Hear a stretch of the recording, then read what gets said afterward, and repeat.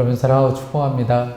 네, 어려운 때에 우리가 함께 모여서 예배하지만 이때 주시는 또 특별한 은혜가 저와 여러분에게 있게 될 것을 믿습니다.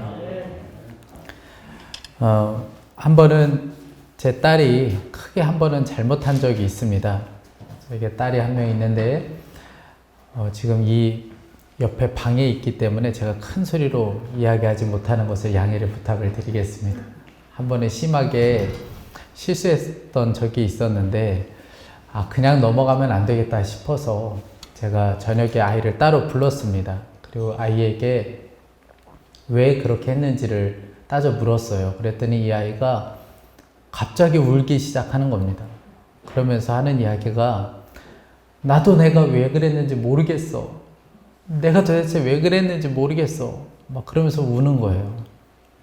제가 너무 당황스럽기도 하고 너무 놀란 상황에서 그런데 그 아이를 바라보는데 마음이 굉장히 아픈 거예요. 왜냐하면 사단이 지금 아이들로 하여금 혼미하게 만들어서 이 죄로 이렇게 몰아가고 있는 것이구나. 그렇게 깨달아지니까 아이의 잘못은 생각나지 않고 그 아이가 너무나도 안타깝게 여겨지는 겁니다. 여러분, 그런데 이것은 아이들의 문제만은 아니고 우리들의 문제이기도 합니다. 오늘 우리가 버가모 교회에 대해서 말씀을 살펴볼 텐데 버가모 교회가 겪었던 어려움도 바로 그런 문제였습니다. 버가모 교회가 있었던 이 버가모 지역이 어떤 상황이었는지는 오늘 13절 말씀에 아주 한마디로 정리하고 있습니다. 13절 말씀에 내가 어디에 사는지를 내가 아노니 거기는 사탄의 권자가 있는 데라. 버가모 지역은 어떤 지역이었냐면 사탄의 왕궁과도 같은, 그러니까 사탄의 본부와도 같은 곳이 이 버가모 지역이었다는 것이죠. 실제로 당시에 이 버가모 지역의 산마다 우상신을 섬기는 신전들이 있었습니다. 사람들은 매일 그곳에 모여서 우상신에게 제사를 드렸습니다. 그런데 우상신을 위한 그런 신전만 있었던 것이 아니고 로마 황제를 섬기는 그 제사를 드리는 그런 신전도 있었어요. 사람들은 그곳에 와서 황제를 향하여 주라고 고백하며 그곳에서 제사를 드렸습니다. 그 한 귀퉁이에 버가모 교회가 있었던 거예요. 버가모 교회는 그러니 늘 황제를 숭배하지 않는 것으로 인한 죽음의 위협 가운데 있었고, 그리고 늘 우상 숭배에 대한 유혹이 끊임없이 있었습니다. 그러니 우리가 생각만 해봐도 그들이 얼마나 힘든 삶을 살았는지를 알 수가 있었겠죠.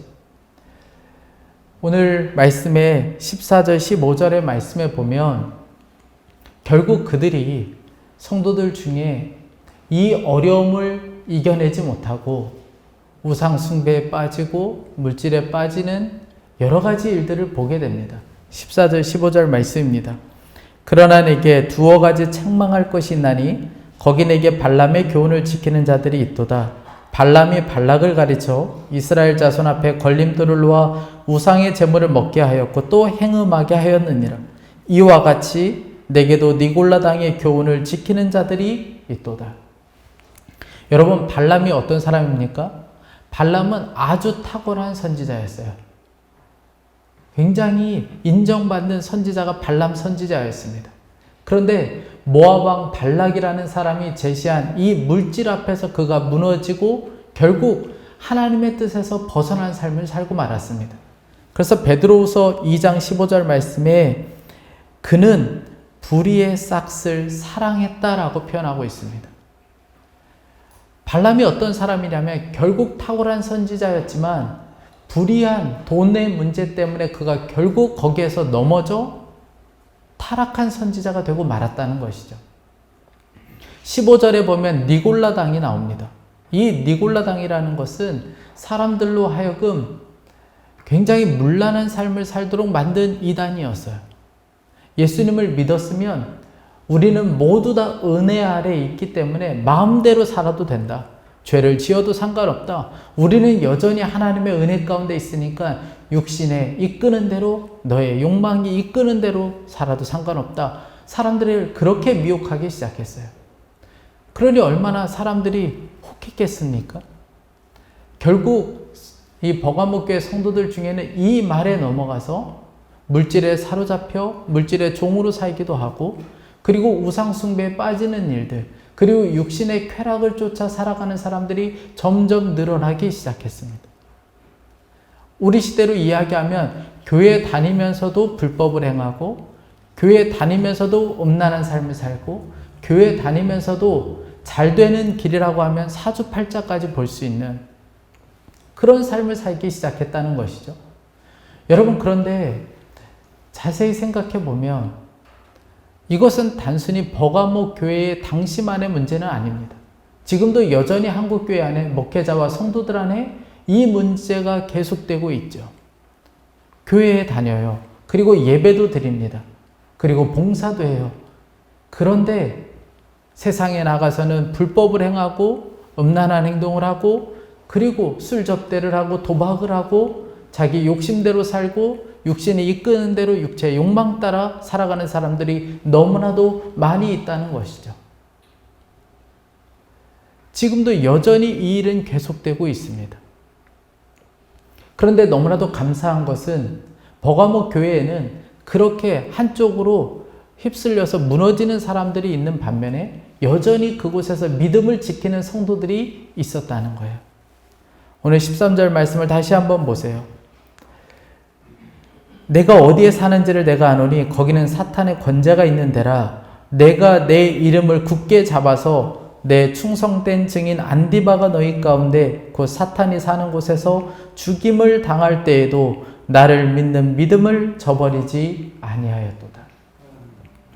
사단의 본부와 같은 곳에서 살지만 여전히 그 분위기에 휩쓸리지 않고 믿음으로 살아가는 성도들이 있었다는 거예요. 그 중에 한 사람이 바로 안디바였습니다. 이 안디바는 결국 믿음으로 살다가 순교하고 말았어요. 전설에 의하면 이 안디바는 가마솥에 구워져서 순교를 당했다고 알려지고 있습니다. 그런데 옆에 있는 이 안디바가 순교하는 것을 보면서도 버가모 교회 성도들은 믿음을 지킨 성도들이 있었다는 거예요. 우리는 때로는 내가 지금 있는 상황보다 조금 더 편하면, 조금 더 좋으면 신앙생활을 아주 잘할 거라고 생각하는 경우가 있습니다. 내가 지금 있는 처지에서는 어떻게 다 말씀대로 살아? 어떻게 다 순종하며 살 수 있어? 적당하게 타협하며 살 수밖에 없지. 그렇게 생각하는 성도들이 있습니다. 여러분, 그런데 성도의 삶이라는 것은 지금 있는 그곳에서 믿음을 드러내고, 그리고 우리가 세상 속에 살지만 세상에 속하지 않은 자로 살아가는 것, 그것이 바로 성도의 삶이지, 편하고 좋은 곳으로 계속해서 도피하고 도망가는 것이 결코 성도의 삶이 아니라는 거예요. 오늘 말씀에 나오는 버가모 교회를 보세요. 그들은 사탄의 본부와도 같은 곳에서 살지만 도망가지 않았다는 거예요. 그곳에서, 그들의 삶의 터전에서 말씀에 순종하고 믿음을 지키는 삶을 살았다는 것입니다. 여러분, 어떻게 버가모 성도들은 그러한 삶을 살 수 있었을까요? 한 가지 이유 때문에 그렇습니다. 어떠한 상황 속에서도 예수님을 붙잡았기 때문에 그래요. 13절 말씀에 이렇게 말씀해주고 있습니다. 내가 내 이름을 굳게 잡아서 나를 믿는 믿음을 저버리지 아니하였노라. 내가 내 이름을 굳게 잡았기 때문에 믿음으로 살 수 있었다는 거예요. 로마 황제를 섬기지 않는 것으로 인하여 엄청난 핍박이 올 때에도 그들은 예수님을 붙잡았어요. 육신의 쾌락으로, 물질로 유혹이 올 때마다 그때는 더더욱 예수 그리스도를 붙잡았습니다. 그들이 유혹이 오고 흔들리고 핍박이 오면 올수록 그들은 더욱더 예수님을 붙잡고, 안 되면 더 붙잡고, 더 예수님을 붙잡는 삶을 살았다는 거예요. 사랑하는 성도 여러분, 많은 사람들이 유혹이 너무 크기 때문에 죄에 무너진다고 생각합니다.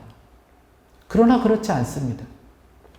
유혹이 너무 크기 때문에 무너지는 것이 아니고 예수 그리스도를 붙잡지 않으니까 무너지게 되는 것입니다. 미국에 1980년도에 이 텔레비전 설교자로 굉장히 유명한 목사님이 계셨어요. 엄청나게 많은 사람들의 인기를 얻었고 그에 따르는 부도 엄청 많이 늘어났습니다.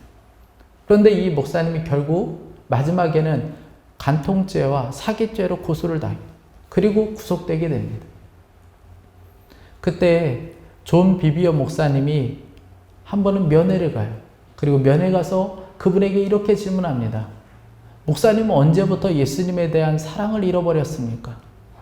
언제부터 당신은 예수님에 대한 사랑을 잃어버리는 삶을 살았습니까? 그때 이 목사님이 깜짝 놀라면서 이야기해요. 저는 예수님을 사랑 안 해본 적이 없습니다. 저는 늘 예수님을 사랑해 왔습니다. 그리고 그런 행동을 할 때에도 여전히 예수님을 사랑하고 있었습니다. 말도 안 되는 이야기를 한 거죠. 입술로는 예수님을 사랑한다고 하지만 예수님을 정작 놓치고 있었던 거예요. 그런데 이것이 우리들의 문제이기도 합니다. 우리가 십자가 복음은 알아요. 그리고 성경도 많이 알고 있습니다. 그리고 예배도 참석해요. 입술로는 예수님을 사랑한다고 고백합니다. 그런데 여전히 늘 매 순간마다 예수님을 놓치고 살 때가 너무나도 많이 있다는 거예요.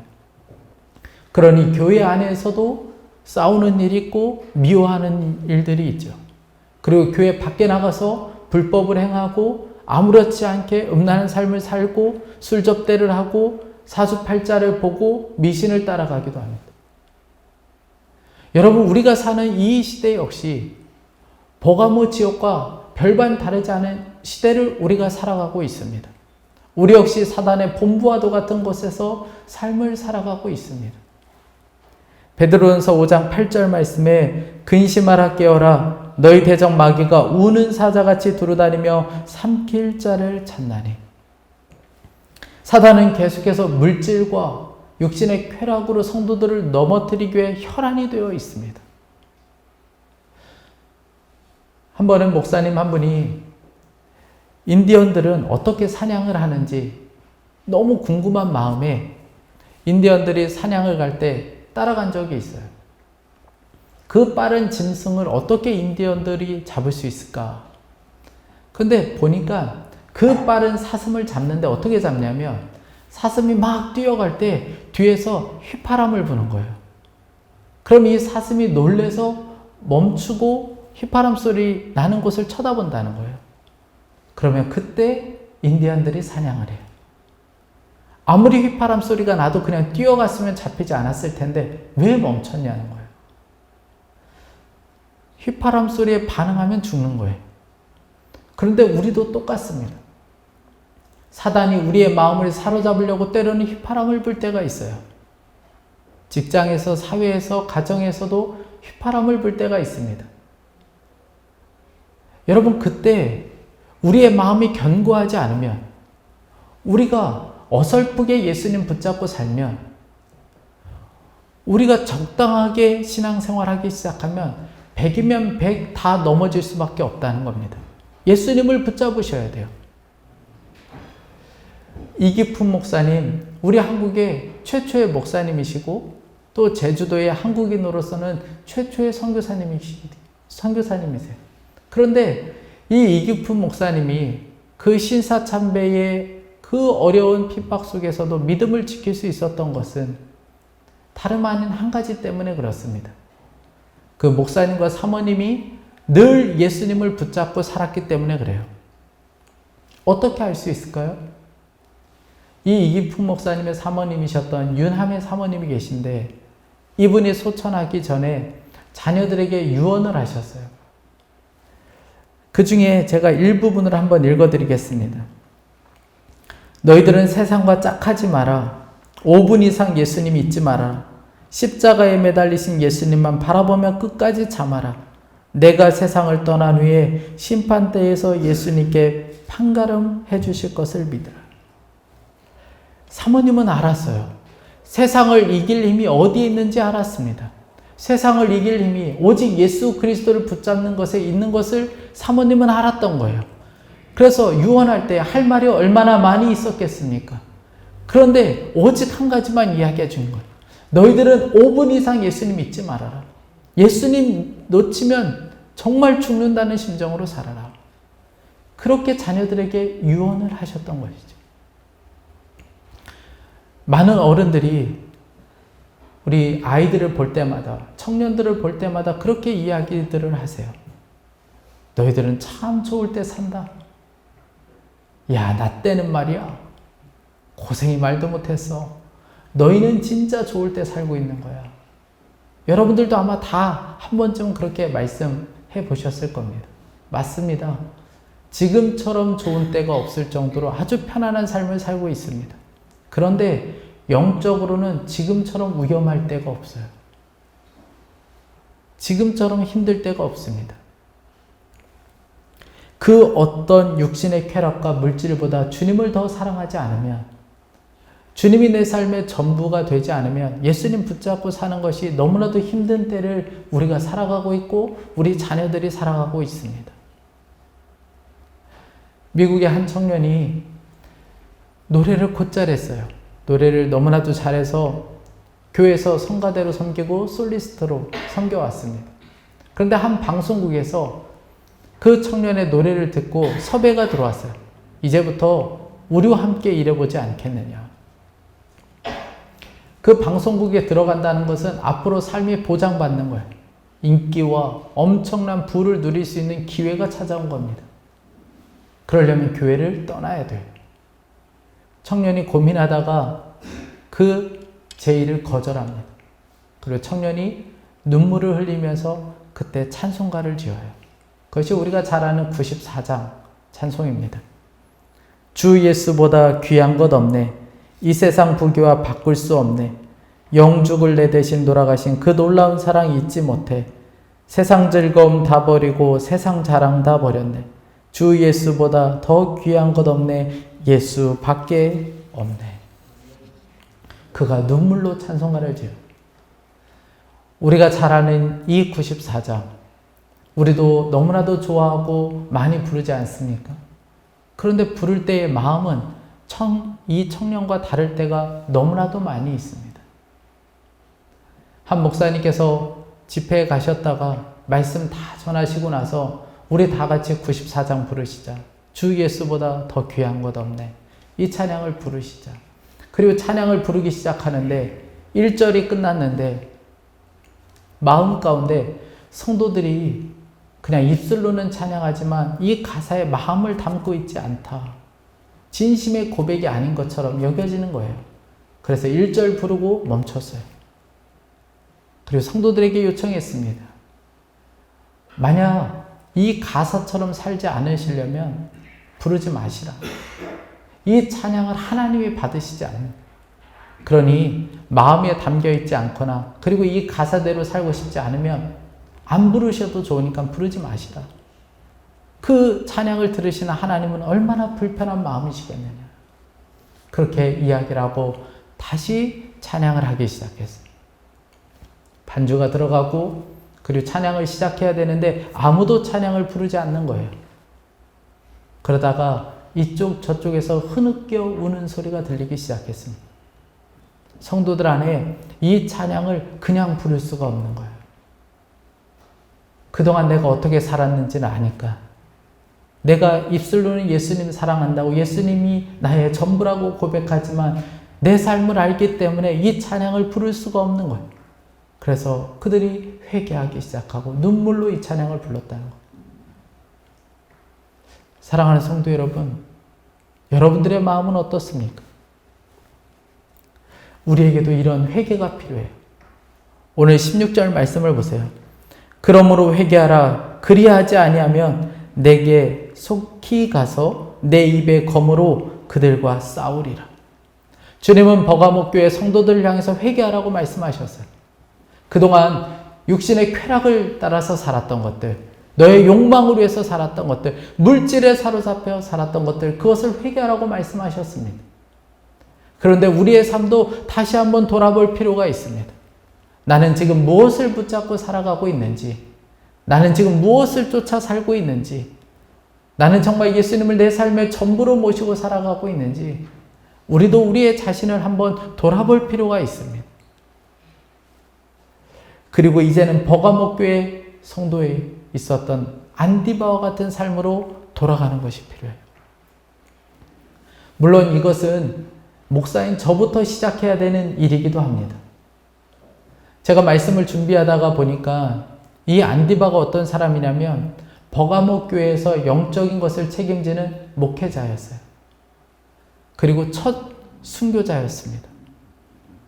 이 안디바가 장로님이셨으면 더 좋았을 텐데 목사였어요. 그리고 순교했습니다. 안디바는 이 어려움의 시대 속에서 어떻게 성도가 살아가야 하는지를 삶으로 보여준 것이죠. 제가 말씀을 묵상하면서 목사가 누구인가, 목사가 어떤 사람인가를 생각하게 되었습니다. 그리고 안디바를 통해서 그 답을 얻게 되었어요. 예수님 붙잡고 사는 것이 무엇인지를 삶으로 보여주는 것이 목사입니다. 제가 이 말씀 보면서 두려운 마음이 들었어요. 나는 정말 안디바와 같이 살 수 있을까? 제가 이제 40대인데 제가 끝까지 은퇴할 때까지 정말 안디바와 같이 끝까지 이 길을 걸어갈 수 있을까? 제가 믿음 흔들리지 않고 어떤 유교와도 흔들리지 않고 물질 앞에서 흔들리지 않고 제가 끝까지 이 길을 걸어갈 수 있을까? 여러 가지 두려운 마음이 들었습니다.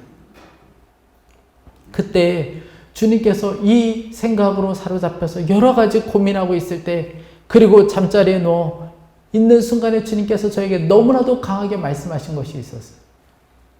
예수님을 생명줄로 붙잡아야 한다. 그렇게 두려워하지 말고 예수님을 생명줄로 붙잡고 있어야 된다. 여러분, 생명줄 아시나요? 저는 군대에서 낙하산을 탔습니다. 근데 군대에서 낙하산 탈 때에 이 노란색 줄이 있어요. 노란색 생명줄이라고 불리는 이 줄을 비행기에서 뛰어내리기 전에 비행기 안에 있는 아주 굵은 줄에 이것을 걸어 놓습니다. 그리고 뛰어내려요. 그러면 이 줄이 당겨지면서 낙하산이 펴지게 됩니다. 그러니 이 노란 줄, 생명줄이 아니면 목숨을 보장받을 수가 없는 거예요. 그래서 훈련 받는 내내 내 손에 생명줄을 붙잡고 있다. 이런 심정으로 훈련을 받습니다. 뛰어갈 때도, 그리고 비행기 안에 연습할 때도 항상 내 손에 이 생명줄 붙잡혀 있다. 그리고 훈련을 받습니다. 왜 그럴까요? 이 생명줄이 아니면 죽기 때문에 그렇습니다. 사랑하는 성도 여러분, 이것이 바로 생명줄이에요. 이것이 바로 생명줄로 붙잡는다는 의미입니다. 우리에게도 이런 마음이 필요해요. 여러분, 교회가 사는 길은 목사인 저부터 예수님을 생명줄로 붙잡는 것입니다. 그게 바로 교회가 사는 길이에요. 장로님, 권사님 다 함께 예수 그리스도 한 분만을 붙잡고 사는 것이 교회가 사는 길이에요. 너무나도 한국교회가 어려운 때를 보내고 있습니다. 교회를 위해서 봉사 많이 하고 열심히 참석하고 헌금도 많이 하고 여러분 다 중요합니다. 그런데 예수님을 생명줄로 붙잡지 않으면 그 교회는 온전히 설 수가 없어요. 그러나 아무것도 하지 않아도 우리 각 사람 한 사람이 예수 그리스도를 생명줄로 붙잡으면 그 교회는 반드시 살게 됩니다.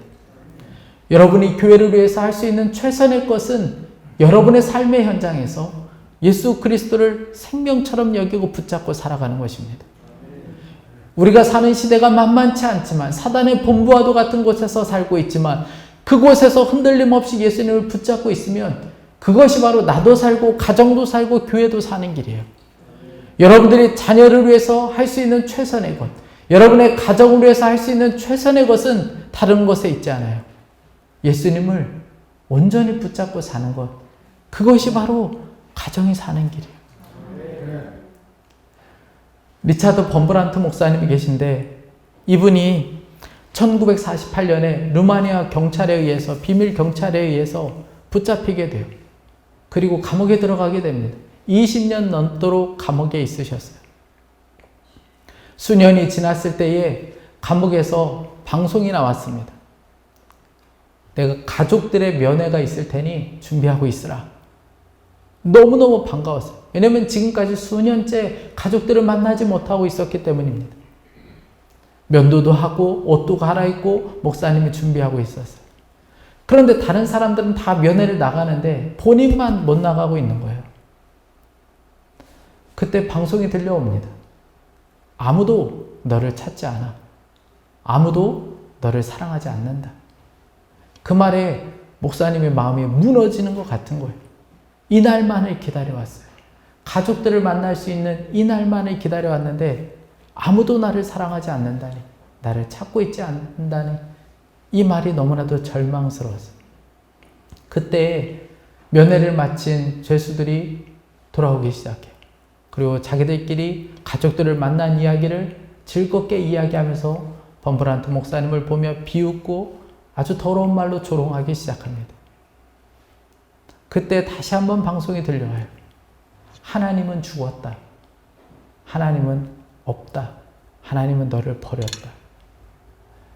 그런데 그 말도 안 되는 말이 이 범브란트 목사님이 믿어지기 시작하는 거예요. 하나님, 이게 뭡니까?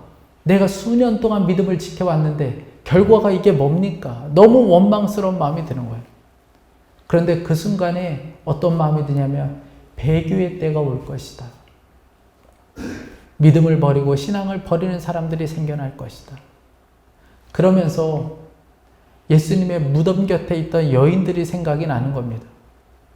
예수님이 죽으시고 무덤에 묻히셨을 때에 절망 가운데 있었고 눈물 가운데 있었지만 그 무덤 옆에서 울었던 여인들. 아, 그 여인들의 심정이 나와 같았겠구나. 그럼에도 불구하고 무덤을 떠나지 않았던 그 여인들. 맞아, 이렇게 하는 거지. 그리고 그가 하나님을 향하여 고백해요. 하나님, 제가 울더라도 하나님 곁을 떠나지 않겠습니다. 제가 눈물 나더라도 제가 이 자리에 지키겠습니다. 그리고 그가 오직 주님을 붙잡아요. 20년이 넘어서 결국 풀려나게 됩니다. 놀라운 것은 이분을 통하여 루마니아에 엄청난 부흥의 역사가 일어나기 시작해요. 사랑하는 성도 여러분, 지금도 똑같습니다. 여전히 힘들고 어렵지만, 우리가 사단의 본부와도 같은 곳에서 살지만 예수님을 붙잡고 살아가는 목회자와 성도를 통하여 하나님께서는 다시 한번 부흥의 역사를 주실 것을 믿습니다. 오늘 17절 말씀에 예수님께서는 마지막으로 버가모 교회 성도들을 향해서 놀라운 말씀을 주십니다. 귀 있는 자는 성령이 교회들에게 하시는 말씀을 들을지어다. 이기는 그에게는 내가 감추었던 만나를 주고 또 흰 돌을 줄 터인데 그 돌 위에 새 이름을 기록한 것이 있나니 받는 자밖에는 그 이름을 알 사람이 없느니라. 아멘. 비록 세상 가운데 핍박 가운데 살았지만, 가난 가운데 살았지만, 굶주리며 살았지만 하나님께서는 결국 마지막에는 하늘의 영원한 생명의 만나를 허락해 주시고, 그리고 승리자에게만 당시에 주었던 흰돌에다가 우리 각자의 이름을 새겨 주시겠다는 거예요. 우리가 이 믿음으로 살 수 있기를 간절히 원합니다. 그 흰돌에 저와 여러분의 이름이 새겨지고 그 흰돌에 우리 임마누엘 교회 이름이 새겨질 수 있기를 간절히 원합니다. 우리가 비록 사단의 본부와 같은 이 시대에 살지만 예수 그리스도를 붙잡고 날마다 승리하는 저와 여러분의 삶이 될 수 있기를 간절히 축복합니다. 기도하겠습니다. 우리 이 시간에 말씀을 붙잡고 함께 간절한 마음으로 기도하겠습니다. 주님, 버가모 같은 시대 속에서 우리가 살지만 생명줄 대신 예수 그리스도 붙잡고 살게 하여 주옵소서. 그 어떤 육신의 쾌락과 물질보다 우리 주님 더 사랑하고 주님을 내 삶의 전부로 여기고 그 어떤 것과도 바꿀 수 없는 오직 예수 그리스도, 그 주님만을 붙잡고 살게 하여 주옵소서. 우리 같이 합심해서 기도하겠습니다. 하나님 아버지,